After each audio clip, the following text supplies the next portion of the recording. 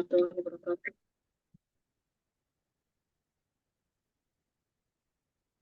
Waalaikumsalam warahmatullahi wabarakatuh. Eh, baik, maaf kalau saya tidak masuk berapa kali pertemuan ya. Mari kita awali kuliah kita pada siang hari ini, pada siang. Perkuliahan pada malam hari ini dengan berdoa terlebih dahulu. Mudah-mudahan kita masih semangat, diberi kesehatan, diberi kecerdasan pikir dan oleh pikir dan hati oleh Allah sehingga nanti kita bisa melaksanakan kuliah dengan baik dan insya Allah apa yang akan kita bahas, apa yang kita pelajari bisa membawa manfaat bagi kita semua. Berdoa mulai lah.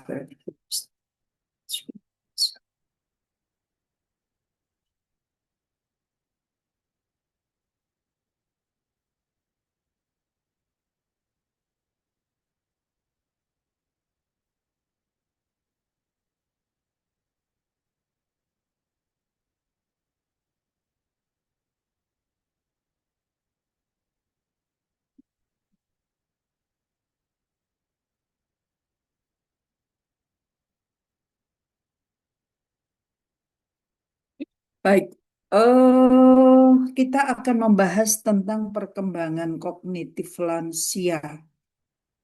Perkembangan kognitif lansia ya. Ini saya cari di apa di Google ketemu ini ya, Mbah-mbah lansia sedang di depan laptop. Kalau pertemuan yang lalu kita sempat membahas bahwa di tempatnya Pak Umar ya ada sekolah lansia. Nah, mungkin ini pas ini.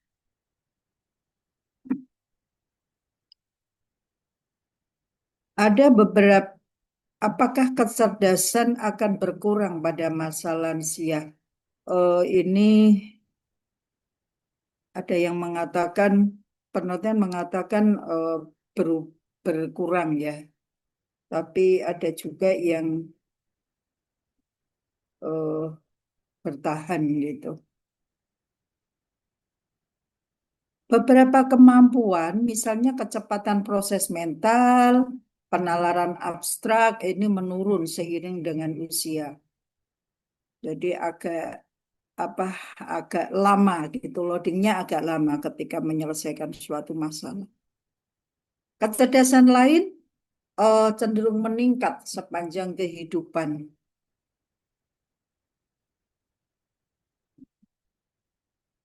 Pemahaman, kemudian mungkin kecerdasan yang lain bisa kecerdasan emosi itu eh, tambah bagus.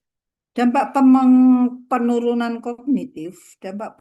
kognitif itu menurut bukunya Papalia itu dipengaruhi oleh tiga hal, yaitu kemampuan kognitif sebelumnya.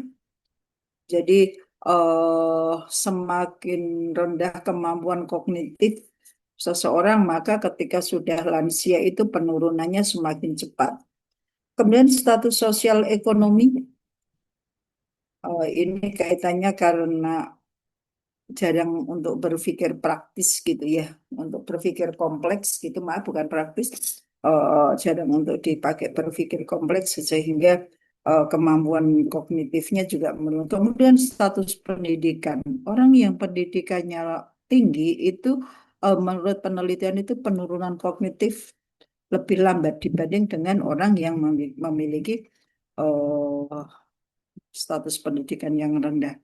Kemudian skor tes kecerdasan anak itu memprediksi status kognitif pada usia 80 tahun. Jadi bisa diprediksi gitu ya. Nah, kalau saya kalau waktu kecil nggak pernah tes intelijensi gimana ya? Nggak apa-apa. Apakah boleh tes intelijensi sekarang? Boleh. Tingkat status sosial ekonomi dan pendidikan memprediksi status kognitif pada usia 70 tahun dan lebih baik dari peringkat kesehatan dan keparahan kondisi medis.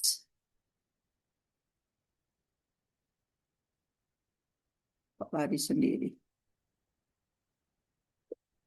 Kecerdasan anak yang lebih tinggi maka terjadi penurunan atau bahkan tidak gitu ya ketika kecerdasan anak. Artinya begini, ketika masih anak-anak di apa di tes gitu, ketika sudah dewasa itu bisa terjadi penurunan tapi juga tidak.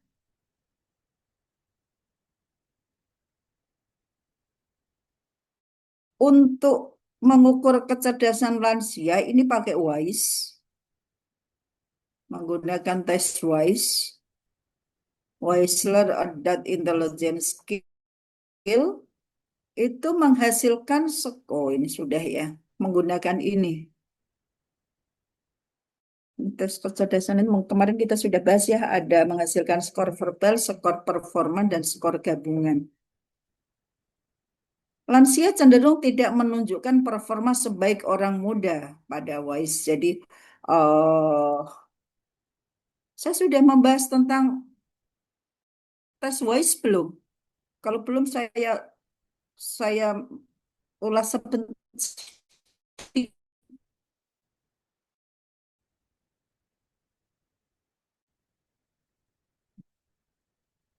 Jadi ada tes verbal. Tes verbal itu adalah tes yang kaitannya dengan pengetahuan atau tes yang jawabannya itu membutuhkan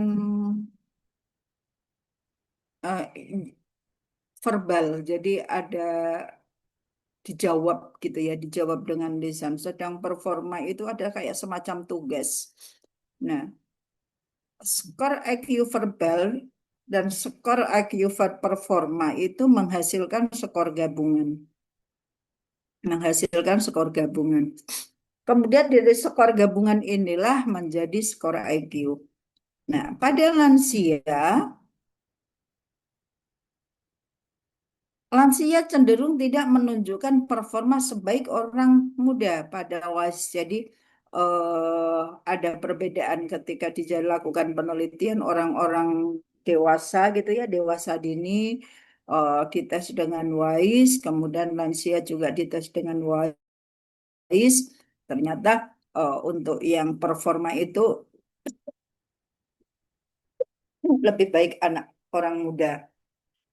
Perbedaannya ada perbedaan yaitu pada kecepatan pengolahan dan performa nonverbal. Ini perbedaannya. Pada 5 subtes skala performa itu ada mengidentifikasi bagian gambar yang hilang.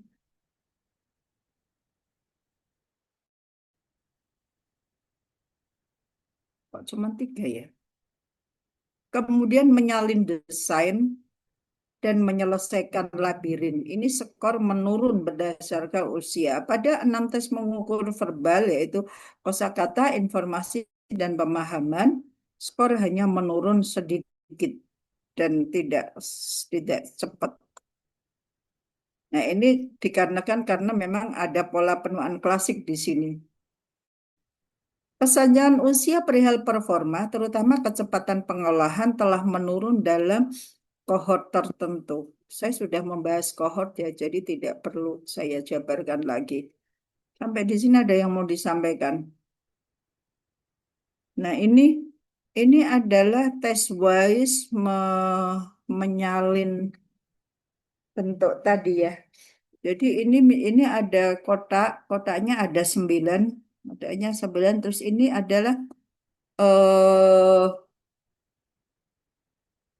bangun yang harus ditiru. Ini adalah bangun yang harus ditiru. Jadi Testi diminta untuk membuat bentuk sesuai dengan yang ada di gambar tersebut. Yang awalnya cuman 4 kotak gitu ya, empat kotak, kemudian 9 kotak diberikan semua. Penyebab pola penuaan klasik yang pertama adalah komponen verbal yang relatif stabil. Ini berdasarkan usia, berdasarkan pengetahuan, peserta tes tidak memerlukan mencari tahu atau melakukan sesuatu yang baru. Jadi ada memang tesnya itu tidak perlu dipelajari. Waduh, saya besok mau tes, saya mau belajar dulu, enggak.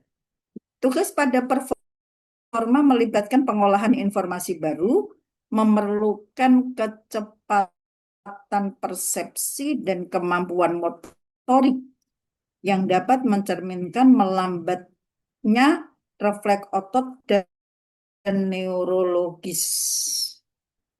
Nah, ini sehingga pada performa itu mengalami penurunan. Ini contohnya tadi. Nah, ini contohnya ya.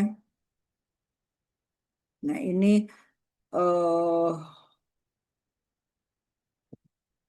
ini menyusun menyusun apa? Menyusun pola. Ini menyusun pola. Ini menyusun pola. Kalau yang ini yang gambar ini, yang ada plastiknya ini adalah menyusun gambar. Jadi ada gambar-gambar, kemudian eh, disusun dengan tidak berurutan. Kemudian tugas testi adalah menyusun secara berurutan. Ini logika berpikir juga. Kalau yang ini persepsi ya, ini gambar, bukan gambar ya. Ini nih apa istilahnya ya? Menyusun bagian-bagian. Ini ada potongan-potongan bagian yang dipotong-potong, kemudian subjek diminta untuk menata sesuai dengan polanya. Ini adalah voice. Nah, ini lembar jawabnya. Ini bentuknya mohon maaf, ini bentuknya saya memakai WISC, tapi isinya sama ya, isinya sama. WIS dan WISC itu isinya sama. Ini adalah tes yang diberikan, ada informasi, pengertian, hitungan, persamaan, perbendaharaan kata, dan rentang angka. Kemudian melengkapi gambar, mengatur gambar. Melengkapi gambar itu ada gambar yang bagian-bagiannya hilang, kemudian diminta untuk eh, bagian gambar apa yang hilang. Kemudian kalau mengatur gambar itu adalah eh, yang tadi ada di plastik itu, ya ini yang ini mengatur gambar yang ada plastiknya ini, satu dikasih plastik biar nggak nganu ya, karena ada yang berisi 5 gambar atau lebih gitu. Kemudian rancangan balok ini yang ada balok-balok yang 9 tadi, ini alatnya rancangan balok. Kemudian merakit objek. Nah, ini yang coklat ini, merakit objek. Ini yang paling atas sendiri yang kelihatan ini adalah telapak tangan. Ini adalah telapak tangan ya. Jadi ini. Ini kemudian ada angka kasar. Angka kasar itu adalah hasil yang diperoleh. Kemudian angka skala berarti harus di apa namanya? eh dicari di buku panduan. Kemudian jumlah angka skala. Jadi jumlah angka skalanya di total. Kemudian yang angka verbal juga sama, angka performan juga sama. Kemudian nanti eh, jumlah angkanya berapa diletakkan di sini, angka total. Angka total itu adalah jumlah angka skala skala verbal ditambah skala performan. Nah, kemudian angka verbal itu menghasilkan IQ verbal, angka performan itu eh, menghasilkan IQ performan, dan angka skala total, kok ini kok total, toh? Angka skala total itu menghasilkan skor IQ. Sampai di sini ada yang mau ditanyakan atau disampaikan?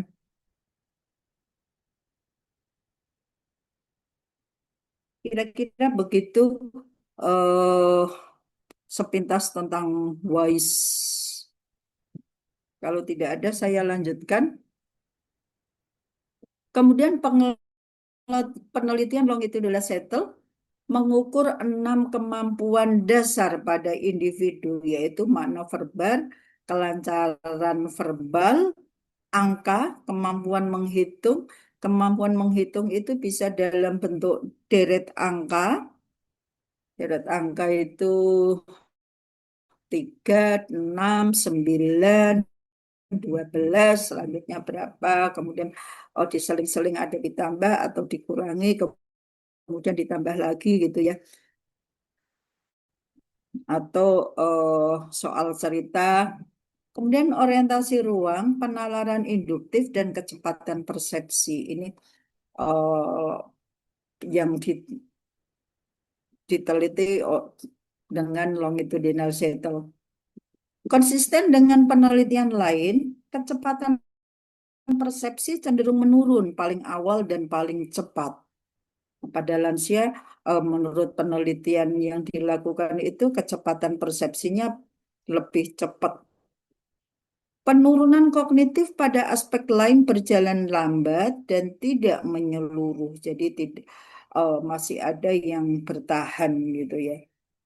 Penurunan yang paling mengejutkan adalah adanya variasi yang sangat tinggi antar individu. Jadi individu yang satu dengan individu yang lain berbeda-beda. Beberapa partisipan mengalami penurunan kognitif pada usia 40 tahunan, namun ada beberapa yang bisa mempertahankan fungsi kognitifnya secara penuh sampai akhir hidupnya. Jadi bahkan sampai sampai sepuh gitu ya, tidak terjadi penurunan. Bahkan sampai usia 80-an, hampir semua partisipan mempertahankan satu atau lebih kompetensi pada kemampuan yang dites. Ini bahkan sampai eh, usia 80-an ini semua aspek yang dites itu eh, masih bagus hasilnya. Yang paling mungkin menunjukkan penurunan adalah laki-laki dengan tingkat pendidikan yang rendah, yang tidak puas dengan kesuksesan dan fleksibel kepribadiannya. Ini sampai di sini ada yang mau disampaikan?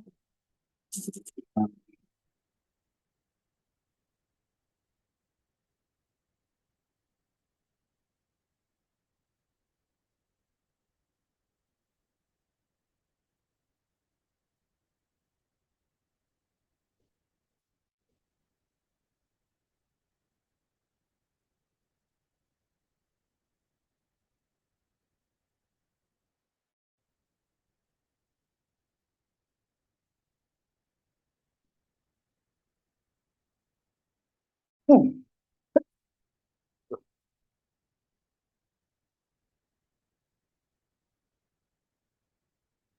Hmm. Variabel lain terkait penurunan kognitif itu disebabkan oleh kesehatan. Di antaranya adalah karena hipertensi dan diabetes. Partisipan yang terlibat dalam pekerjaan kognitif yang kompleks itu cenderung mempertahankan kemampuan kognitif lebih lama. Pekerjaan kognitif itu ya orang-orang yang bekerja dengan pikirannya ya guru, pengajar, pendidik atau orang-orang yang apa para pemikir lah. Terlibat dengan aktivitas yang menantang kemampuan kognitif juga mendorong terpelihara dan meningkatnya keahlian. Nah, ini bisa melindungi diri dari demensia.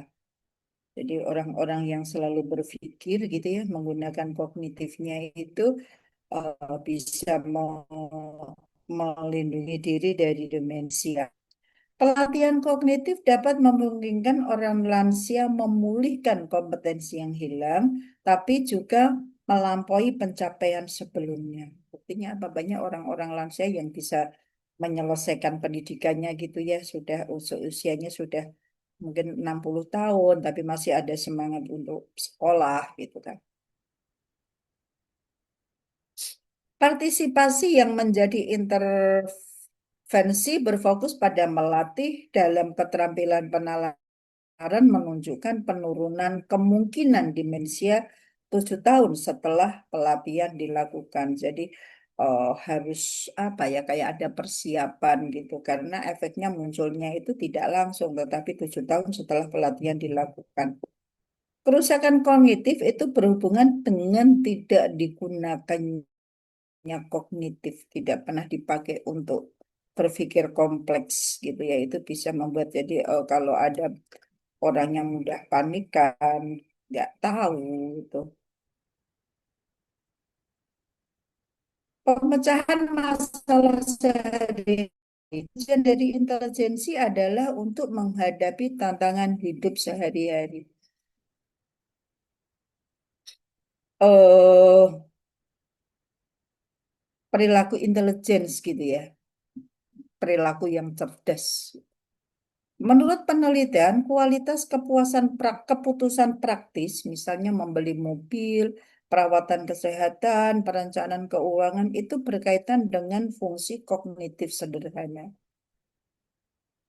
Pemecahan masalah sehari-hari tidak ditemui mengalami penurunan awal. Jadi untuk masalah-masalah yang ringan itu ya. Beberapa menemukan peningkatan yang nyata bila berkaitan dengan konteks yang dinilai adalah orang-orang yang sudah familiar. Jadi untuk misalnya eh, perencanaan keuangan, oh saya punya uang sekian, nanti begitu akan saya gunakan untuk invest atau untuk apa itu ternyata eh, bukan bukan fungsi kognitif yang kompleks, yaitu masih sederhana. Ada perbedaan usia yang berkurang, di mana fokus pada masalah interpersonal, dan ini adalah perbedaan memecahkan masalah antara orang tua dengan orang dewasa. Jadi ada perbedaan ketika dalam pemecahan masalah. Mungkin orang tua itu karena sudah memiliki pengalaman, ada pengalaman yang banyak sehingga dalam memecahkan masalah itu bisa lebih lebih lebih kompleks, tidak hanya berdasarkan satu pandangan saja gitu ya, tapi berdasarkan dari beberapa sudut pandang.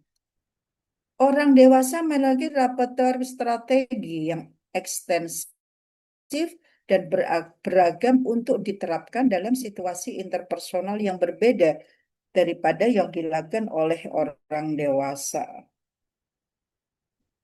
Lebih cenderung memiliki strategi yang sangat efektif daripada orang dewasa karena pengalamannya lebih banyak dibandingkan orang dewasa, sehingga ketika menyelesaikan suatu masalah bisa lebih bagus. Ada yang mau disampaikan atau lanjut?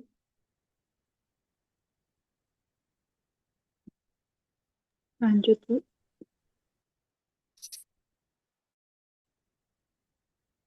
Kemudian perubahan pengolahan.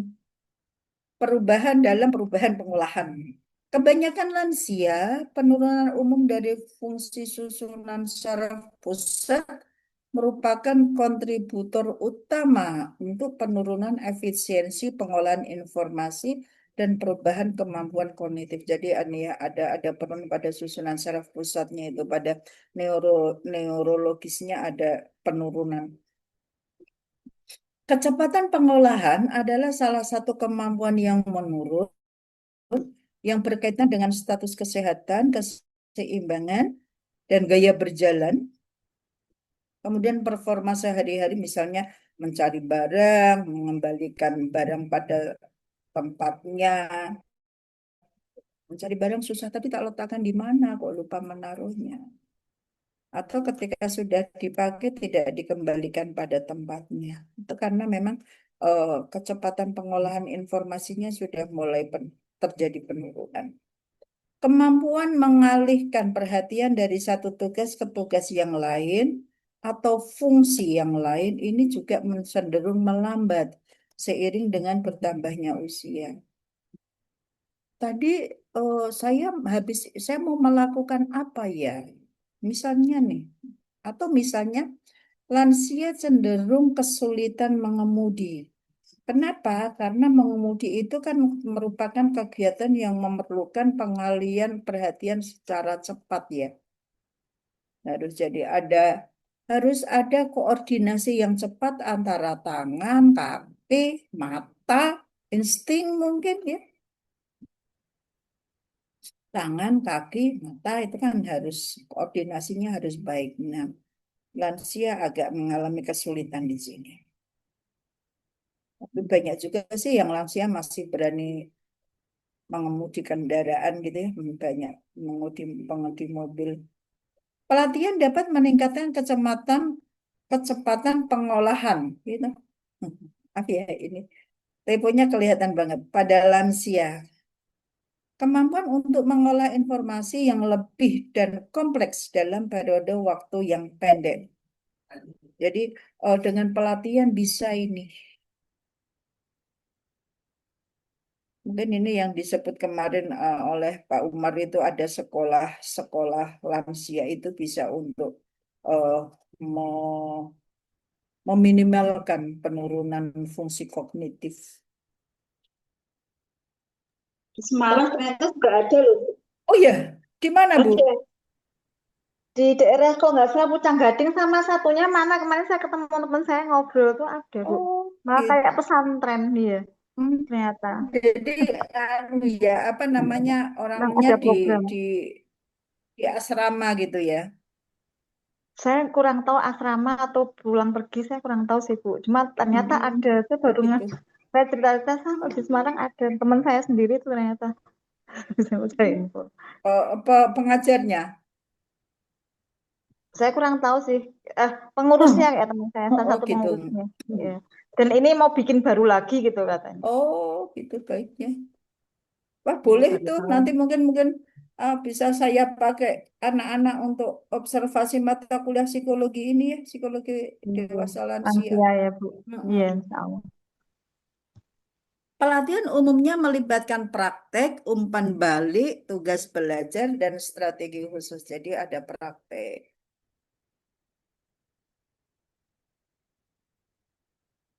Dalam penelitian beberapa program pelatihan itu peserta yang memulai dengan performa yang buruk itu membuat penambahan yang besar. Jadi yang awalnya performanya buruk gitu ya, mulai ada penambahan lebih bagus. Artinya bukan tambah buruk. Misalnya metode untuk meningkatkan kemampuan mengemudi. Nah, ini adalah paling sukses tujuannya karena praktis ya, praktis gitu. Penelitian mendasari kekenyalan otak itu berkaitan dengan kemampuan mencair dan kecepatan kemampuan mencair itu apa?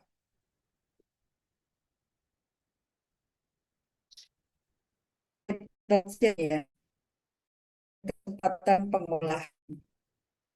Asam folat itu memberikan tingkat yang memadai akan vitamin B12 dan vitamin D mungkin memiliki efek fasilitatif pada pengolahan kognitif, memori, kecepatan pengolahan, dan kecepatan sensomotoriknya. Ini asam folat ini ya, yang ada pada B12 dan vitamin D ini. Jadi mungkin banyak-banyak dikonsumsi untuk menjaga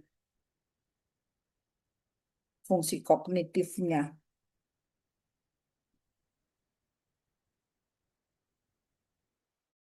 Banyak lansia yang secara alami mengkompensasi penurunan kemampuan pengolahan dalam kehidupan sehari-hari. Mengkompensasi itu kayak apa ya? Mengalihkan atau mencari pengganti. Emosi negatif yang kuat cenderung membuat pengolahan lebih tertantang. Lansia cenderung menunjukkan sedikit suasana hati yang negatif dan suasana hati lebih positif secara keseluruhan. Lansia juga menggunakan simpanan pengetahuannya yang besar untuk mengkompensasi penurunan yang terjadi. Kompensasi. Sebetulnya kompensasi ini adalah kalau di psikologi itu termasuk pada salah satu mekanisme pertahanan diri. Kemudian kata-kata ini kemudian kayak diadopsi ya menjadi apa namanya di atau yang psikologi yang mengadopsi saya tidak paham ya. Jadi ada kompensasi, ada banyak sekali, ada rasionalisasi, kemudian ada sublimasi, ada proyeksi. Itu adalah eh, gaya macam-macam mekanisme pertahanan diri. Biasanya kalau kita gitu ya, itu yang paling sering menggunakan metode Kok metode? Defense mechanism atau mekanisme pertahanan diri itu adalah rasionalisasi. Membenarkan apa yang kita lakukan untuk menutupi kesalahan kita. Iya enggak sih? Rasionalisasi. Umumnya lansia cenderung berbuat lebih baik pada tugas yang bergantung pada kebiasaan yang sudah mendarah daging dan pengetahuan. Lansia menggunakan alternatif secara komplementer, sirkuit syaraf untuk tugas yang lebih sulit. Jadi kayak kalau kebiasaan sudah memiliki kebiasaan, sudah sering melakukan gitu kan ketika ada tugas itu kan akan lebih cepat. Mungkin intervensi kognitif mengarahkan pengaruh lansia dengan penataan kembali jalur yang digunakan untuk menyelesaikan tugasnya. Jadi sebetulnya sudah pernah melakukan, cuman diungkap kembali atau diulik kembali bahasanya apa? Kalau di kognisi itu namanya direkol kembali.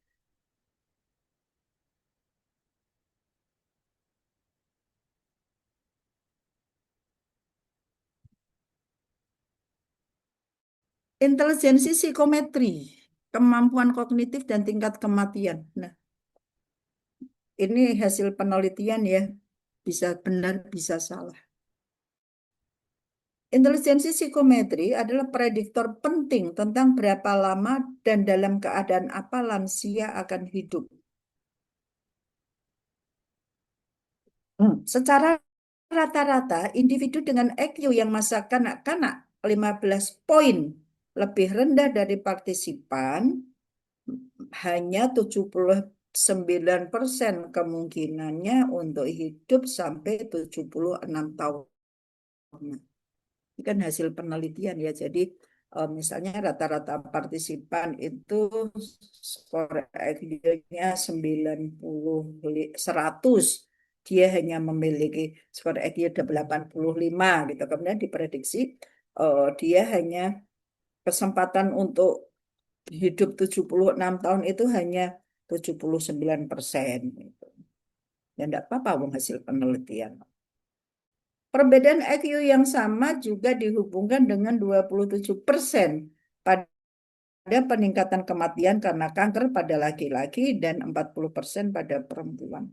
Ternyata kanker itu banyak diderita oleh perempuan ya daripada laki-laki ya. Waktu reaksi pada usia 56 tahun merupakan memprediksi yang lebih kuat terhadap tingkat kematian pada 70 tahun dibandingkan IQ. Waktu reaksi itu adalah seberapa lama seseorang itu mampu merespon sesuatu. Loadingnya itu cepat apa enggak, itu waktu reaksi. Biasanya sekarang loading ya, loadingnya bagaimana? Apakah kita ketika diberi pertanyaan itu cepat menjawabnya, cepat cepat mereaksinya, itu namanya waktu reaksi. Kemudian penyakit misalnya diabetes, hipertensi dapat menyebabkan baik penurunan kognitif yang muncul lebih awal atau kematian yang lebih cepat. Kesimpulan, EQ adalah prediksi waktu kematian. Ya biar, ini kan hasil penelitian ya, nggak perlu kita yakini benar-benar. Ada yang mau disampaikan?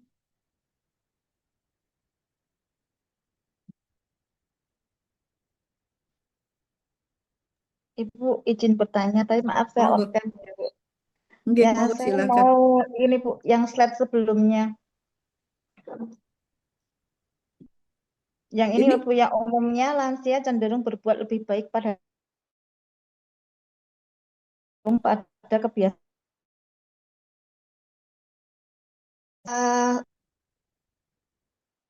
Contohnya semisal apa Bu? Atau mungkin saya bisa sedikit monggo. cerita ya Bu. Saya tuh punya mertua laki, ya kodara sudah meninggal ya Bu, cuman meninggalnya baru pas COVID itu. Usianya tuh kalau Mm-mm, nggak salah 90-an. Nah, Bapak itu mm-mm, kan dulu orang perhutani yang memang pegang koperasi. Tapi mm-mm, itu daya ingatnya keuangan itu luar biasa sekali. Apakah ini memang juga apa mm-mm. ada katanya dengan beliau Betul. yang mungkin dulu suka ngitung gitu ya Bu, Mm-mm. gitu. Betul. Dan itu memang beliau itu jadi ini nggak pikun Iya, karena ketelitiannya itu. iya Nah, karena apa fungsi kognitifnya selalu digunakan.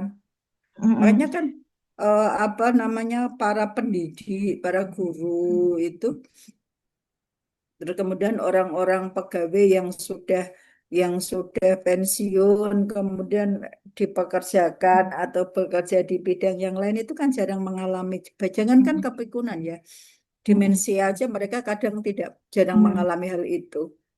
Nah, ini saya yang mau saya tanyakan nih, terus terang nih ibu saya, Bu. Ibu saya tuh berarti sekarang hampir 76 tahun. Mm-mm, Ibu saya dulu seorang guru, Bu.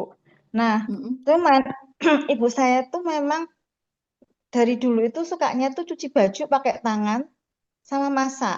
Nah, mm-mm, sampai sekarang ibu itu nggak mau cuci baju pakai mesin cuci atau saya cucikan. Karena menurut saya, ibu tuh kalau saya nyuci nggak bersih. Terus sukanya itu nimba. Nah, padahal kan posisinya kan ibu kan udah OA ya, Bu. Kakeknya udah mm-mm, osteoartritis grade 4, yang mana tidak boleh banyak beban apa yang untuk tubuhnya gitu loh. Nah, mm-mm, ini saya caranya gimana ya, Bu? Apakah tetap harus untuk apa ya? Harus saya ya udah biarin aja, yang penting ibu bahagia, ataukah saya harus memberikan masukan yang lain ya, Bu? Ini kan lansia menggunakan alat instrumen sirkuit saraf untuk tugas yang lebih sulit. Nah, kalau berarti kan ini kan sirkuit saraf untuk tugas yang lebih apa? Nah, mm-mm. ini kan berarti kan berhubungan ya, Bu? Iya. Kalau untuk kasus ibu mungkin diajak ngomong pelan-pelan Bu, disampaikan bahwa apa kakinya sudah badannya sudah tidak kuat, dikhawatirkan nanti terpeleset. Udah itu, Bu. Kan Kalau bisa. itu mah bu guru itu kan nggak ada yang salah ya, Bu. Kalau nggak Nah, salah ya ya itu. itu. Mm-mm. Jadi caranya ya Saya harus merubah baru tahu. merubah pola pikirnya, Iya, saya merubah baru pola tahu pikir, ternyata ini maksudnya ini teorinya tuh kok masuk gitu loh, Bu. harus merubah apabila apalagi kalau sudah mendarah daging, waduh susah banget. Nah, itu udah mendarah daging sepertinya. Ya, Mm-mm. itu udah kalau masukan tuh ya tidak kurang tuh, Bu. Masa ya saya nggak ngasih tahu. Saya tuh sampai malu. Kayak nanti saya tuh dibilang apa kalau ada orang atau tetangga lihat, Bu, saya Oh, kok nyuci oh, baju oh. pakai tangan. Padahal mesin cuci juga ada gitu loh. Jadi Ya, kayaknya memang terhadap, seperti itu, Bu. Kita awasi aja. Yang penting apa? Beliaunya itu betul. Yang penting beliaunya nyaman, tetap aman, tetap aman secara kesehatan. Nanti kalau apa kalau emosinya mudinya negatif malah susah kita yang orang-orang muda yang apa istilahnya, yang merawat. iya. Kalau saya cuciin ya nanti diulangin, Bu. Iya, karena beranggapan itu tadi. Nah, mungkin non sewu ya, mungkin itu mengalami yang apa yang disebut dengan apersepsi distorsi tadi. Jadi di dalam pola pikirannya itu kalau tidak saya pegang itu pasti tidak bersih gitu. Jadi nggak mau dicucikan orang lain itu nggak sama. Dulu buyut saya, buyut bukan buyut kandung sih, buyut sambung ya. Buyut. Kalau buyut itu berarti mbahnya ibu ya, mbahnya ibu saya. Itu karena nggak punya anak kandung itu jadi begitu pas sepuh itu pindah-pindah gitu. Pindah ke ponakan, ke cucu-cucunya gitu. Sampai terakhir itu di tempat saya karena meninggalnya di rumah saya. Itu ya sama Bu, seperti itu. Sama orangnya itu apa yo? Pokoknya itu orangnya itu jalan terus gitu, nggak mau berhenti gitu ya. Kalau makan ya gitu, makan, makan nggak mau pakai piring kami nggak mau. Beliau pakai piringnya sendiri.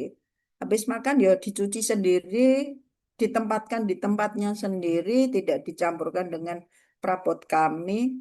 Cuci cuci pakaian juga gitu, sama masih nimba. Memang waktu itu tempat kami masih nimba, nggih. Nimba padahal ada kolah ya. Kolah itu apa sih bahasa Indonesia? Kolah apa? Ya kolah. Bak besar. bak Bak, besar. bak mandi besar ya. Padahal kalau bahasa Arabnya ya kolah nggih Mas Munir ya. Dundal kulata ini katanya. Terus nyapu Bu, nyapu. Waktu itu kan dapur saya itu kan belum apa ya, yang di semen itu baru separuh gitu. Nah, yang untuk masak itu memang sengaja nggak di semen karena waktu itu pertimbangannya kami sering masak besar. Kami sering masak besar dan masaknya itu kadang pakai kayu, sehingga memang sengaja tidak di tidak di semen. Nah, terus si buyut itu sukanya itu nyapu terus sampai ya itu lantainya itu kayak lubang ya karena kan tanah itu kalau disapu itu kan katut ya, katut gitu sampai abah saya itu marah-marah. Tapi ya dikasih tahu ya enggak bisa karena mungkin kebiasaan waktu dia masih muda itu sukanya itu nyapu gitu karena saya tahu rumahnya itu tidak masih apa lantainya masih tanah gitu atau kebiasaan nyapu sedikit-sedikit ada peralatan kotor langsung dicuci atau gimana ya itu kayak gitu. Ya udah tua, udah sepuh itu. Sama mungkin dengan ibunya Bu Anis itu susah. Ada yang Berarti mau biarkan menyampaikan? saja. Berarti Oh, biarkan saja kita ya, Bu ya. Yang penting Nggih, bahagia. biarkan aja. Kita nganu aja, kita jaga aja sepanjang tidak membahayakan dirinya. Soalnya nanti kalau khawatirnya itu kalau ditegur itu malah salah tangkap, Bu. Oh, betul, betul, Bu. Salah tangkap, salah tangkap, salah paham. Wah, jadi ganti masalah itu nanti jadi musuhan itu dengan kita. Udah nggak sayang, nggak mau diikutin aku, ada semua itu nanti. Relasi akan memang seperti itu. Nggih, sudah terjawab ya, Bu ya. Ya, Bu, sudah, Bu, sudah. Alhamdulillah. Saya Nggih. baru paham ternyata memang seperti itu nih. Nah, ini kita abaikan aja ya. Saya juga nggak setuju kok dengan hasil penelitian ini ya. Memori, bagaimana hal ini bisa berubah? Ada memori jangka panjang, ada memori jangka pendek gitu ya. Memori jangka, cara mengukurnya adalah meminta subjek untuk mengulang serangkaian angka dengan urutan ke depan atau ke belakang. Ini jangka pendek ini maksudnya. Meminta subjek untuk mengulang serangkaian angka, misalnya 6, 8, biasanya nggak 10 itu enggak. Eh, Angkanya itu 1 sampai 9. 6, 3, 7, 9. Kemudian di, diurutkan ke depan, kemudian diminta untuk mengikuti tapi dari belakang. Nah, subjek itu bisa mengurutkan sampai berapa digit. Subjek itu bisa mengurutkan sampai berapa digit. Ternyata kemampuan digit ke depan bertahan cukup baik seiring dengan bertambahnya usia. Tetapi kinerja pada digit ke belakang mengalami penurunan. Ketika mengurutkan ke depan gitu ya, mengulang ke depan itu masih lumayan bagus dibanding ke belakang. Pengulangan ke depan itu memerlukan memori sensoris yang tetap efisien selama rentang kehidupan. Sedangkan pengulangan mundur itu memerlukan manipulasi informasi pada memori kerja yang secara bertahap akan menurun kapasitasnya terkait dengan usia.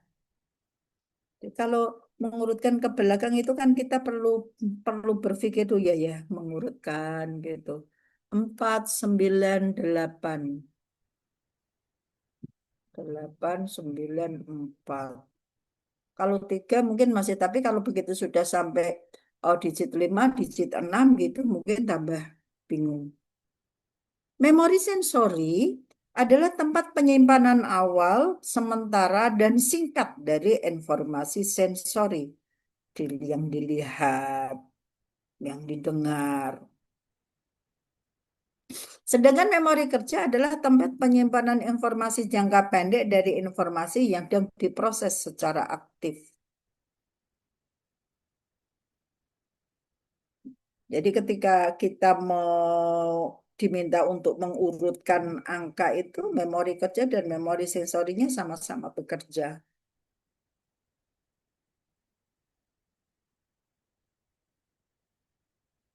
Faktor kunci yang penting dalam performa memori itu kerumitan tugas. Jadi semakin tugasnya rumit, itu performa memorinya semakin bekerja dengan baik. Tugas yang hanya membutuhkan latihan atau pengulangan menunjukkan sedikit sekali penurunan. Tugas yang membutuhkan pengaturan kembali menunjukkan penurunan yang lebih tinggi. Pengaturan kembali yang tadi ya, mengatur balok, kemudian merancang objek. Diperlukan usaha mental yang tinggi untuk menjaga informasi tambahan dalam pikiran dengan menggunakan kapasitas ingatan jangka pendek dari memori kerja.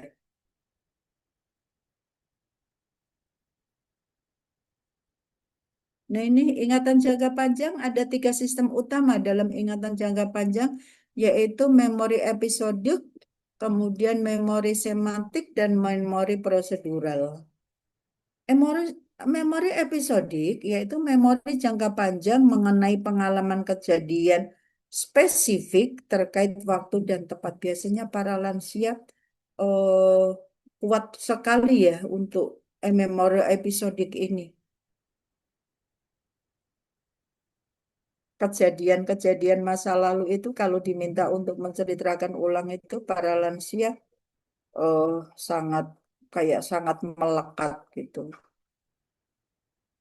Dulu saya waktu masih kecil itu suka minta sama mbah saya itu ya, mbah putri saya itu untuk cerita ketika masa perang gitu. Eh, ngungsi bisa beliau bisa cerita dengan baik sekali. Hmm.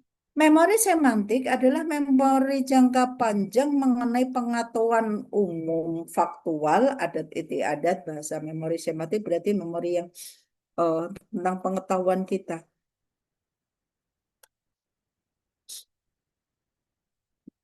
Peristiwa, kemudian adat istiadat, bahasa. Para lansia yang misalnya mau memahami bahasa lebih dari satu gitu ya. Nah, itu disimpan dalam memori semantik. Sedang memori prosedural adalah mengenai kemampuan motorik, kebiasaan, dan bagaimana melakukan sesuatu yang sering kali diingat tanpa adanya usaha sadar. Ini memori implisit. Ini misalnya kayak seperti memori prosedural itu contohnya naik sepeda, naik motor, itu kan kayaknya sudah apa namanya otomatis gitu ya. Nggak mikir dulu, oh saya kalau mau naik sepeda itu saya naiknya itu harus dari sini. Tahap pertama saya harus pegang ini, kemudian begini, gitu kan. Kan kalau sudah terbiasa kan langsung aja gitu. Nah itu disimpan pada memori prosedural. Oke, sampai di sini ada yang mau disampaikan enggak?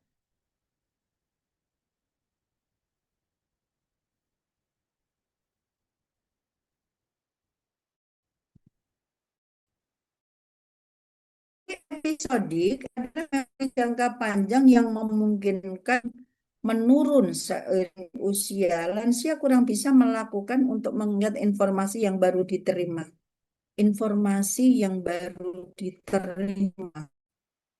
Mungkin lansia yang fokus dengan konteks di mana terjadinya dan siapa yang di sana. Dan lebih mengandalkan inti dari detail. Jadi malah detailnya ya. Lansia memiliki kaitan yang lebih sedikit untuk mengingat kembali memorinya.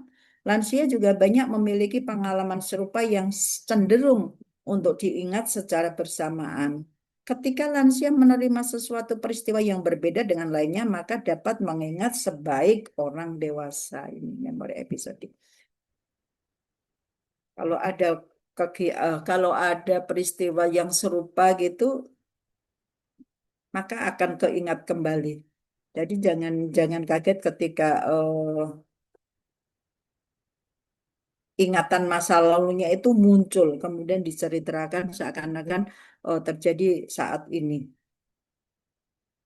Memori semantik Mirip dengan ensiklopedia mental, tidak bergantung pada ingatan kapan dan di mana sesuatu dipelajari, hanya menunjukkan sedikit penurunan seiring dengan usia kan.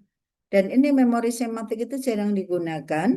Informasi yang sangat spesifik kadang sangat sulit untuk dipanggil.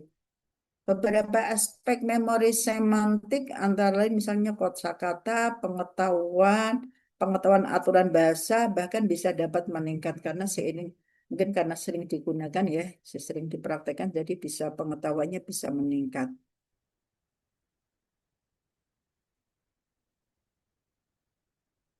Tuntutan dan memori efek penuaan di dalam tes mendefinisikan kata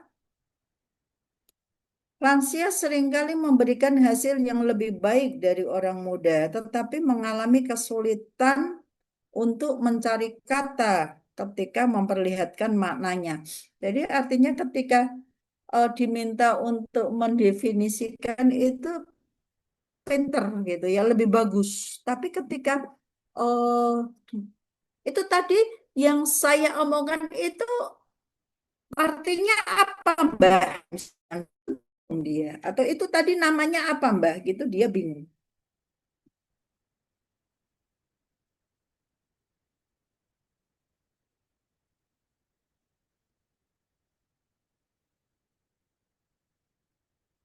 Gejala di ujung lidah mungkin berhubungan dengan masalah pada memori kerja. Oh, kok sulah. Berbicara itu kayaknya tadi itu sudah mau muncul tapi kok nggak keluar gitu. Lansia juga sering salah menyebutkan nama, memberikan referensi yang ambigu dan salah bicara dalam pembicaraan sehari-hari. Suka kepleset kata.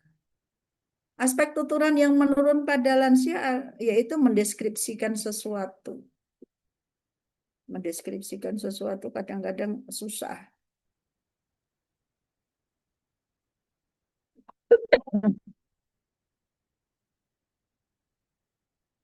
Mengapa sebagian sistem memori kok menurun?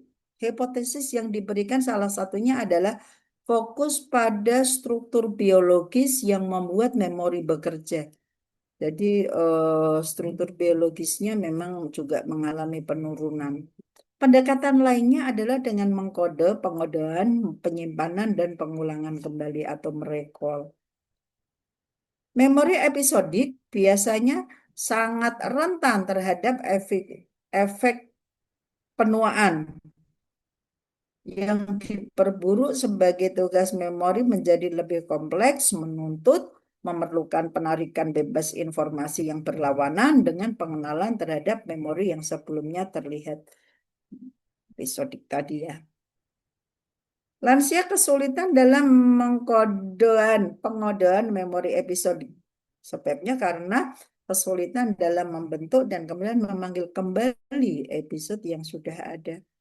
Memanggil kembali itu maksudnya adalah memunculkan memori yang sudah ada sebelumnya. Itu namanya memanggil kembali. Mungkin di psikologi umum ya, kan di bagian memori itu kan ada menerima, kemudian disimpan, gitu ya, menerima informasi, kemudian menyimpan informasi dan memanggil kembali, itu merekol kembali. Lansia cenderung kurang efektif dan kurang tepat dalam melakukan pengaduan informasi baru untuk membuatnya lebih mudah mengingat. Nah, ini bisa dengan cara mengatur material berdasarkan abjadnya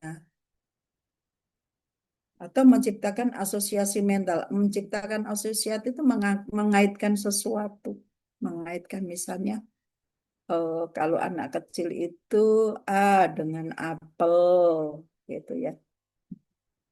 B dengan baju, itu namanya menciptakan asosiasi mental. Ada yang mau disampaikan sampai di sini? Ini kebijaksanaan. Nah, kebijaksanaan itu harus dimiliki oleh lansia.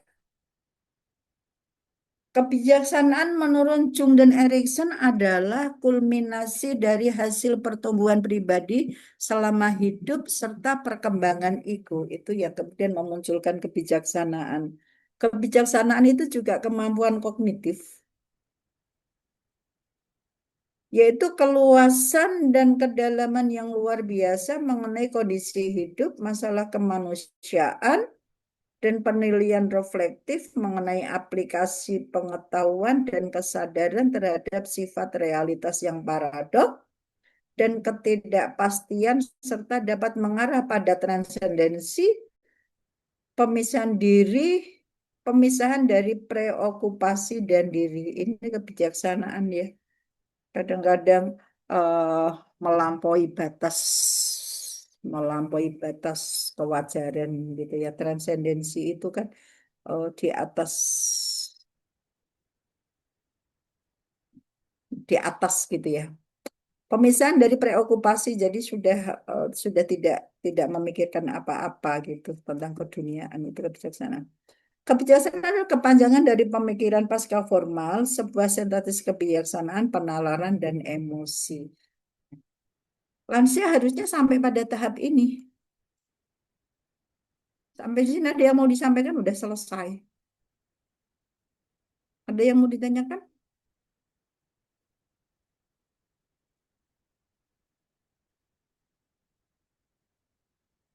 Cepat ya, setengah jam, 1 jam selesai materinya. Ada yang mau ditanyakan atau enggak? Masih ada dua, masih ada tiga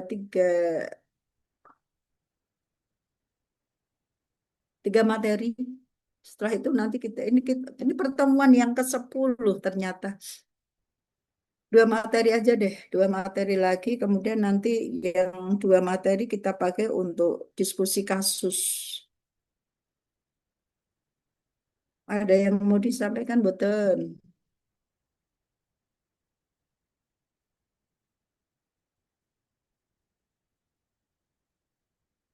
Kaitannya dengan perkembangan kognitif lansia.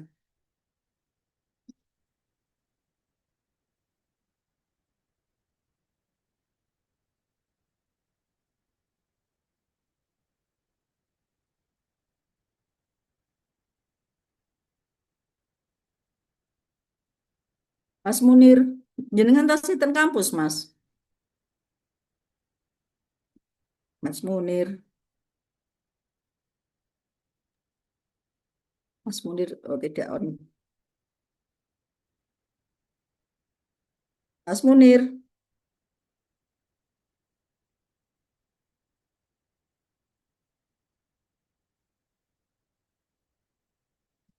tadi saya pulang jam 4:30 itu bapak-bapak masih banyak yang di kampus karena ya minta doanya, kita akan melakukan asesmen lapangan akreditasi, mudah-mudahan hasilnya bagus. Jadi ini mereka-mereka lagi pada lembur mengerjakan akreditasi. Bukan bukan bukan mengerjakan sih ya, lebih mempersiapkan lagi. Ada yang mau disampaikan enggak?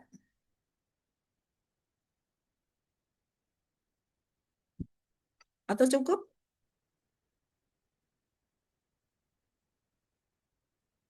Cukup mungkin Bu, nggak ada yang nanya lagi Bu. Nggak ada yang nanya karena semua on off off mic. Baik, terima kasih. Kalau saya nggak on cam karena ini lagi kusut wajahnya.